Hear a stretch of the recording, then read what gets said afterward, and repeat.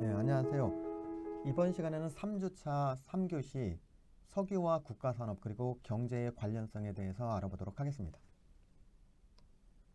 지난 두 번의 시간에 걸쳐서 석유 산업은 무엇인가, 그리고 석유의 등장, 그리고 그 역할 변화, 그리고 이번 시간에는 석유와 국가산업에 대해서 알아보도록 하겠습니다.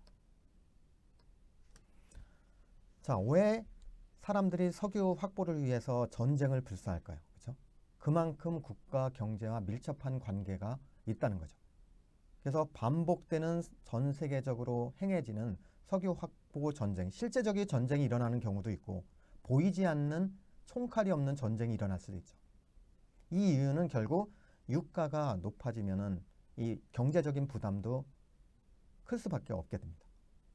이 전쟁이 일어나거나 확보를 하기 위해서 경쟁하는 이유는 우리 사회가 아니면 경제가 석유 자원에 높은 의존도를 보이고 있는 것과 석유가 있는 나라에만 있다는 편제성, 그렇죠? 어디에 많이 있죠? 중동, 그리고 북미, 일부 남미, 한국은 별로 없죠. 그리고 언젠가는 끝날 거라는 유한성. 근데 이 유한성에 관한 거는 50년 이상 생산할 수 있는 양을 우리가 확보했다고 했죠. 근데 사실은 기술 발전이 되고 석유가 더 필요하다고 하면 300년 이상은 사실은 생산할 수가 있어요. 근데 이제 요즘에 나와 있는 거는 이 석유가 고갈이 되기 때문에 문제가 되는 게 아니라 뭐가 더 문제가 되는 거죠? 예, 맞아요. 기후변화 때문에 그래요. 기후변화에 따라서 우리가 뭐를 해야 되면 에너지 전환이 일어나는 거죠. 그죠? 탄소 중립. 이게 결국 에너지의 대부분의 구성을 좌지우지할 수 있는 인자로 등장을 하게 됐다는 거예요. 근데 뭐 그럼에도 불구하고 석유는 뭐 유한한 거는 마찬가지죠. 왜냐하면 지구의 클로즈 시스템 안에 있기 때문에 이제 이런 현상들이 발생을 하는 겁니다. 그래서 결국 보면 전쟁이 일어나거나 하게 되면 공급에 문제가 생기기 때문에 유가가 뛰어요. 그렇죠? 그 다음에 경기가 안 좋으죠. 외환 위기, 뭐 테러가 나타났거나 그럴 경우에는 또 수요가 줄기 때문에 공급이 과잉이 되면 유가는 떨어지게 돼 있습니다. 그래서 이런 것들이 계속 장기적인 사이클을 이룰 수밖에 없다는 거죠. 자, 그럼 지금까지 석유와 전쟁과 무슨 관계가 있느냐? 1973년도에 이스라엘과 중동에서의 있다는 4차 중동 전쟁, 그때 유가가 바로 전보다 70% 이상 급등을 했다는 거죠. 그렇게 되면 이제 휘발유가 갑자기 늘릴 수가 없기 때문에, 왜냐하면 정제 시설을 갑자기 늘릴 수가 없어요. 그렇죠? 캐패시티가 한정이 돼 있기 때문에. 거기에다가 원유가 공급이 안 된다. 그러면은 생산되는 휘발유 양이 적으니까 어떻게? 차들이 줄을 서서 휘발유나 연료 같은 거를 확보하기 위해서 사실은 장사진을 칠 수밖에 없겠죠. 그런 것뿐만이 아니라 미국이 이라크에 접견한 이라크전 2003년도 이때도 유가가 급등을 했습니다. 근데 이때 이유는 이라크에서 이런 전쟁들이 일어나면은 뭐가 문제가 될 수 있느냐? 이 호르무즈 해협이 전쟁이 왔다 갔다 할 수 있죠. 이 걸프만에 있는 여기를 지나가는 것들이 위험하게 되죠. 왜냐하면 이 나라에 있는 원유를 이쪽으로 수송을 해서 나오기 때문에 이게 차지하는 게 전 세계 원유의 해상 수송량의 30% 이상을 하게 되면 얘에 문제가 생기면 어떻게 돼요? 공급에 차질이 생길 수밖에 없죠. 나라별로 다르겠지만. 그러니까 결국 유가가 급등을 할 수밖에 없는 겁니다. 또 결국은 이것처럼 실제적인 전쟁도 있지만 기술력에 의한 것도 사실은 엄청난 석유 공급의 한 축을 할 수가 있습니다. 자, 2011년 이후에 미국이 셰일가스, 셰일 오일이 등장하면서 미국은 석유의 독립국가가 됐다는 거죠. 전 세계에서 석유를 가장 많이 소비하는 나라가 지금 현재는 석유를 가장 많이 생산하는 나라가 됐어요. 그래서 석유를 자급자족이 됐는데 이 셰일가스와 오일을 개발하게 된 게 결국 다른 챕터에서 말씀드리겠지만 수압 파쇄라는 기술. 원래는 잘 석유 가스가 나오지 않아야 되는 지층인데도 불구하고 얘를 물을 넣어서 암석을 쪼개서 그 쪼개진 면에 있는 석유가스를 생산하는 거예요. 당연히 생산 비용이 비쌀 수밖에 없지만 고유가를 등지고 이런 셰일가스를 개발하는 기술력이 등장을 했다는 겁니다. 그래서 미국에서는 이 셰일가스 안에 있는 석유를 가지고 향후 뭐 200년, 300년을 쓸 수 있다고 공언을 하고 다니는 거죠. 그런데 우리가 지난 시간에 알아본 것처럼 석유 산업에서 석유를 생산하게 되면은 석유 생산하는 데서 그치지 않고 무엇이 관련이 돼 있어요? 그렇죠. 관련 산업들이 많죠. 생산하려면 펌프도 있고 설계도 해야 되고 그다음에 운송도 해야 되고 활용도 해야 되니까 미국에서 사라졌던 기간 산업들이 다시 부흥을 하게 되는 거죠. 그래서 오바마 대통령을 거쳐서 트럼프가 되면서 이 석유 산업을 다시 부흥하려고 하는 전략들을 하는 거죠. 그러니까 모든 나라들이 공통점이 이런 정권이 바뀌게 되면 에너지 정책이 반드시 바뀌는 거고 그거를 친개발론자가 있을 수 있고 아니면 친환경론자들이 있을 수 있다는 거죠. 이제 이런 것들 때문에 사실은 기술력이 석유 자원 확보를 위한 밑바탕이 될 수도 있다는 겁니다. 자, 이처럼 계속 반복되는 석유 확보 전쟁이 일어나는 거예요. 그러다 보니까 우리가 2014년에 저유가라고 했었죠. 2014년에 저유가가 됐죠. 저유가가 되니까 석유가 남아들죠. 석유가 남아드니까 누군가는 감산을 해야 되죠. 자, 그런데 이 사우디아라비아 같은 경우에는 감산을 하는 게 아니라 증산을 한 거예요. 왜 증산을 하냐면 좀 전에 말씀드렸던 셰일 오일이나 셰일 가스는 개발 생산 비용이 비싸기 때문에 고유가에 해당되는 기술이에요. 자, 그러면 미국이 에너지 독립되는 것을 막기 위해서 사우디가 어떤 식을 했느냐? 증산을, 왜냐하면 사우디는 값싸게 생산을 하기 때문에 유가가 낮아도 손해는 사실은 안 봐요. 그래서 생산을 막 늘리는 거예요. 그러면 미국이 셰일가스 기업들이 도산이 일어나겠죠. 그거를 노리고 보이지 않는 석유 전쟁을 시작을 했습니다. 결과는 어떻게 됐느냐? 승자도 패자도 없었어요. 그래서 한 2년 정도 지나고 나서 유야무야하게 되면서 미국의 그 셰일가스는 생산 비용을 기술적으로 낮추게 됨으로써 또 생존을 하게 되는 현상들이 발생을 하는 겁니다. 그래서 일들은 우리가 예상한 대로 안 돌아가는 게 거의 다라고 보시면 돼요. 자, 그럼 이런 석유 전쟁이 일어나는 원인은 뭐냐? 분명한 거는 석유가 여전히 에너지원의 하나다. 그리고 석유는 있는 나라만 있다. 결국 상위 10개국이 87% 이상의 매장량을 갖고 있고 오펙 국가는 70% 이상이에요. 어마어마하게 많은 양들을 갖고 있다는 거죠.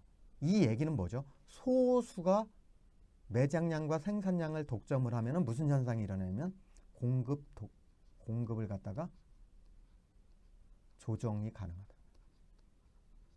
그렇죠? 그러면 뭐가 바뀔 수 있어요? 가격을 조정이 가능하다는 거죠. 자, 어느 정도로 크냐면 여기에 나와 있는 거는 사우디아라비아인데 이 사우디아라비아에 있는 가와르 광산은 엄청나게 큽니다. 여기서는 500만 배럴 이상을 해요. 한국이 소비하는 양의 2배 이상을 생산해요. 말씀드린 대로 한 30km의 폭과 300km의 폭을 갖고 있는 어마어마하게 큰 광구예요.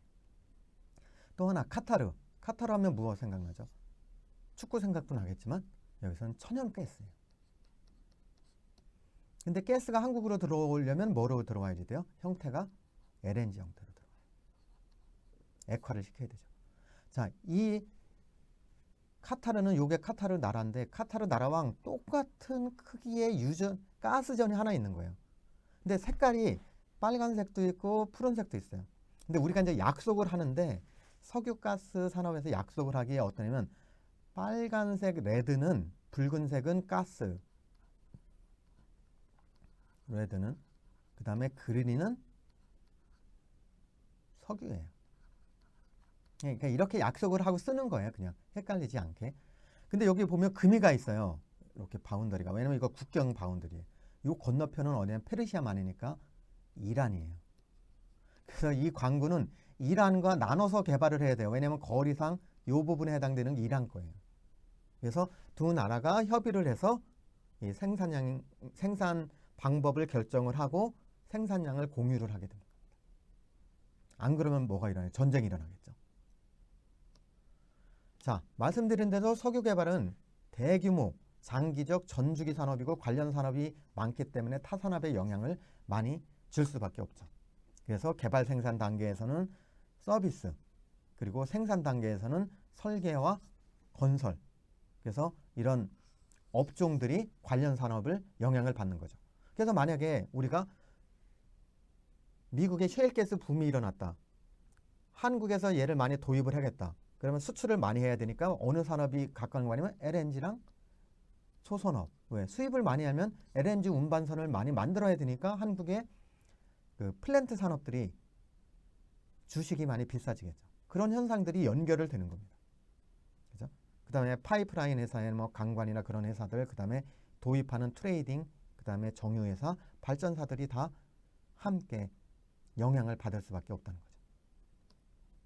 자, 그러면 이제 이 석유를 에너지 안보로 생각을 하면 이 각 나라마다 자기네 나라 회사들이 석유를 생산하는 양을, 확보한 양을 기준으로 석유 자원 개발률을 계산을 합니다. 자, 보면 프랑스, 이탈리아 50% 이상이죠. 최근에 일본이 엄청나게 증가를 했어요. 일본은 25%의 수준을 보이다가 40%까지 자원 개발에 투자를 해서 석유가스 자금률을, 자원 개발률을 늘렸다는 소리예요. 이 얘기는 뭐냐면 유사시에도 40% 정도의 석유가스는 자기네 나라 회사들이 해외에서 개발을 하고 있으니까 데미지를 최소화할 수 있다는 거죠. 한국은 16%가 맥시멈이었는데 2015년 이후 투자를 안 하니까 어떻게 당연히 줄다는 거죠. 그러니까 리스크에 노출이 그대로 되는 거예요. 중국은 자기가 산유국임에도 불구하고 해외 자원 개발을 일본보다 더 많이 투자를 해요. 그런데도 소비량이 원래 많기 때문에 어떻게 돼요? 30%의 자원 개발률을 보인다는 거죠. 이거를 분석을 해보면 결국 산유국이면서 수출하는 나라도 있을 수 있고, 대표적으로 어디면 중동이랑 오펙 국가죠. 그 다음에 산유국이면서 수입하는 나라, 미국도 산유국인데 일부는 수입해요. 왜 그러냐면 정유 공장이 중진류를 정제할 수 있는 설비로 돼 있기 때문에. 근데 이제 대표적으로 중국이나 인도도 석유가스가 나오긴 해요. 근데 택없이 부족하기 때문에 산유국임에도 불구하고 수입을 하죠. 자, 한국 대표적인 비산유국이면서 100% 수입을 하는 나라. 어느 나라가 또 있어요? 일본도 유사하죠. 그래서 한국의 에너지 정책은 일본과 유사할 수밖에 없어요. 자, 산유국이면 어떻게 자국의 자원 개발을 하면 되죠. 산유국이면서 수입국인 나라면 자원 개발하고 해외 장각을 하죠. 근데 비산유국이면서 수입하는 나라는 자원 개발을 해외에서 할 수밖에 없죠. 그래서 결국 비산유국이면서 수입국으로 갈수록 에너지 안보 위험이 증가한다는 겁니다. 이거를 누가 책임을 져야 되냐? 결국 국가에서 책임을 질 수밖에 없어요. 자, 안보라는 거는 대부분 발생하지 않아요. 그런데 한번 발생하면 엄청난 데미지를 줄 수 있다는 거죠. 국방이 대표적인 안보죠. 전쟁을 안 일어나게 하는 게 목적이에요. 그러면은 에너지 안보도 에너지가 쇼티지가 안 나게, 부족함이 없게 하는 게 목적이지, 얘가 발생을 하면 이미 늦는 거예요. 그렇기 때문에 준비는 미리미리 해야 되는 거예요. 이거를 안 하고 있으면 유사시에 한 번 이게 발생을 한다 그러면 그 데미지는 어마어마하게 해서 우리가 추측하기 어려울 정도로 커질 수도 있습니다. 자, 석유 확보의 근본적인 원인을 정리하면 결국 에너지원의 주다. 그거는 연료로도 쓰이고 원료로도 쓰이기 때문이다. 그리고 석유 산업은 주변 산업의 영향을, 모든 산업의 영향을 크게 주고 있는 가장 존재하는 큰 산업이다. 국가 차원에서 보면은 에너지 안보를 확보해야 되기 때문에 서로 자기 경제 산업에 영향을 주는 에너지를 확보를 할 수밖에 없는 거고, 상당 기간 동안 에너지 전환이 있더라도 향후 40년, 50년 넘는 기간 동안에 필요하다는 거예요. 이게 더 길어질 수도 있습니다. 그래서 모든 나라들이 석유와 같은 에너지 자원을 확보하기 위해서 노력을 하고 있다는 거죠. 자, 그러면 결국 오펙의 등장, 그리고 이 사람들은 어떻게 되냐? 대부분의 나라들이 많이 석유를 생산하죠. 매장량의 80% 가까이, 생산량의 30%. 근데 이런 나라들을 여기에서 이제 12개의 오펙 국가들만 봤을 때 나타나는 거죠. 그럼 이런 나라들이 가장 큰 생산을 하는 나라, 거의 1000만 배럴 이상 생산하는 나라, 사우디죠. 그러면은 유가가 떨어지면 생산을 줄일 수 있는 나라, 여력이 많은 나라는 이 나라죠. 그래서 결국 오펙의 맏형 역할을 하고 입김이 제일 센 나라가 결국 사우디아라비아예요. 나머지 국가들은 200만 배럴에서 300만 배럴인데 뭐 나라 수도 적고 인구도 적기 때문에 개인당 생산할 수 있는 양들은 맞죠. 예를 들면 쿠웨이트는 한 300만 배럴을 생산하는데 인구가 300만 밖에 안 돼요. 그러니까 결국 부자일 수밖에 없죠. 뭐 아랍에미레이트 같은 데도 마찬가지.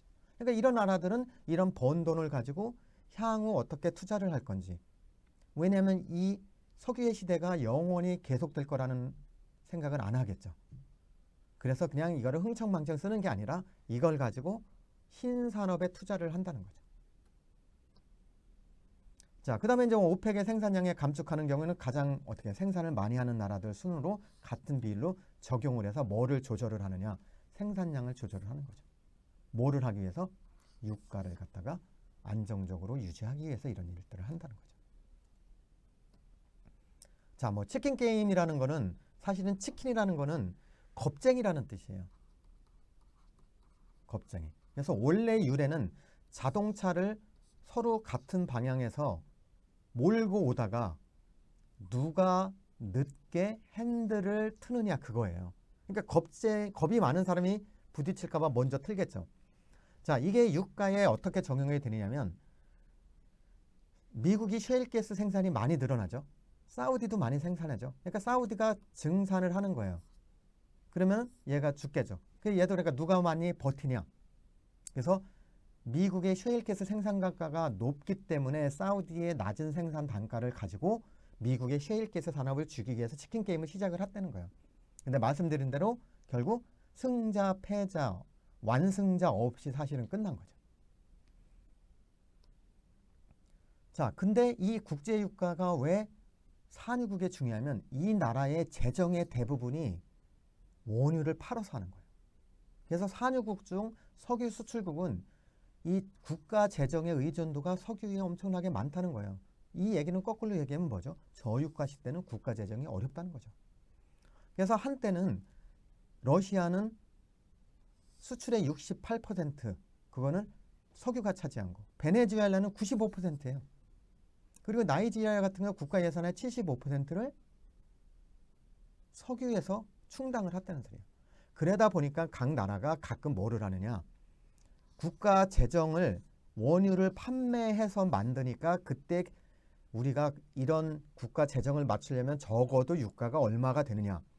지금 이제 2014년 이후기 때문에 저유가 상황을 그대로 반영하기 위해서 넣었습니다. 그래서 저유가가 됐을 때는 이 정도의 유가를 가져야 그 나라의 재정이 굴러간다는 소리예요. 그럼 만약에 러시아, 사우디아라비아, 베네수엘라 이런 서방 중동이나 아프리카의 산유국들은 유가가 떨어지면은 국가 재정을 줄일 수밖에 없다는 거죠. 그 대신 거기에 견딜 수 있는 나라들은 인구가 적은 나라이거나 그 다음에 경제가 발전된 나라일 수밖에 없다는 거죠. 다른 먹거리를 가지고 있는 나라들은 국가 재정의 대부분을 국제 유가 하나에 의존하진 않겠죠. 이런 것들이 결국 세계 경제에 영향을 줄 수밖에 없습니다. 자, 결국 이제 미래에 오펙들은 뭐를 하게 되냐면 이 석유 산업에서 부가가치를 창출하면 이를 미래 산업의 미래 준비를 위한 자금 도달 역할을 하는 거예요. 이건 이제 우리가 얘기하는 캐시카우 역할을 하는 거죠. 그렇죠? 자, 그 다음에 원유 수출 후 제품을 수입해서 밸류 체인을 단순화했었는데 얘를 정유 공장을 자기네들이 짓는 거예요. 화학이나. 그래서 원유를 가공해서 제품을 수출하면 밸류가 올라가겠죠. 그리고 해외 석유 산업에 투자를 해요. 돈이 많으니까. 저유가 때 망해가는 회사들이 인수를 해서 해외에 투자를 하게 되죠. 더군다나 또 미래에너지인 신재생 에너지에 투자를 하게 되는 경우가 많죠. 중동 쪽은. 그래서 결국 지속 가능한 산업을 육성을 하기 위해서 신재생 에너지 분야뿐만이 아니라 무역이나 관광업에도 열심히 투자를 한다는 거죠. 그래서 결국 부자가 이런 에너지 전환에 훨씬 더 유리하다는 거예요. 그래서 에너지가 없는 나라들은 결국 에너지 전환이 일어나더라도 해외에서 수입을 할 수밖에 없기 때문에 에너지에 종속이 될 수밖에 없다는 거죠. 그래서 산업 자체가 에너지에 종속이 되면 그 국가의 산업도 위태위태할 수밖에 없다는 거예요. 그래서 이런 것들을 우리가 오펙의 미래 준비가 어떻게 되는지를 보면 이런 국가 산업에 얼마나 영향을 주고 국가가 무슨 역할을 해야 되는지를 알 수가 있다는 겁니다. 그래서 석유의 미래는 에너지 원으로서의 역할과 원료로서의 역할은 지속될 거고 더군다나 기후변화 대응을 하기 위해서 이산화탄소를 저장하고 활용하는 분야의 저장소가 석유가스전이 되기 때문에. 그렇죠? 그 다음에 여기서 나오는 천연가스를 기반으로 뭐를 만들 수 있어요? 수소를 만들 수 있죠. 그래서 여기서 나오는 CO2는 CCS로 집어넣으면 돼요. 자, 그 다음에 땅 속에서 이미 시추를 해서 유체를 생산하기 때문에 열을 해소할 수 있어요. 그래서 냉난방에 활용할 수가 있습니다. 그렇죠? 그 다음에 여기에 나오는 물이 염수예요. 여러분들 들어봤죠? 염수에서 뭐를 해소하죠? 리튬을 해소하죠. 그래서 이런 석유 가스 회사들도 단순히 여기에 나와 있는 에너지 원호로서의 역할에 100% 할당을 해서 일을 하는 게 아니라 이 기후변화에 대한 대응 그리고 신재생 에너지에 필요한 자원을 해소하는 분야에도 활용을 한다는 거예요. 그래서 기존에 있던 이런 예측들은 아무도 모른다는 거예요. 왜냐하면 석유가스가 오르기 4, 5년 전에 아니면 2년 전만 해도 이미 석유의 시대는 끝났다고 얘기를 했어요. 그리고 나서 10년 동안 아주 높은 고유가 시대를 했고 그럼 과연 지금은 석유의 시대가 끝났을까? 그거는 모른다는 거예요. 여기 있는 역할 변화처럼 결국 향후에도 전력과 관련된 아니면 기후변화와 관련된 역할을 추가적으로 해야 된다고 많은 사람들이 생각을 하고 있다는 거예요. 그래서 결국 석유가스의 미래는 어떤 형태로든지 지속될 가능성이 크다는 겁니다. 네, 이상으로 오늘 강의를 마치도록 하겠습니다. 감사합니다.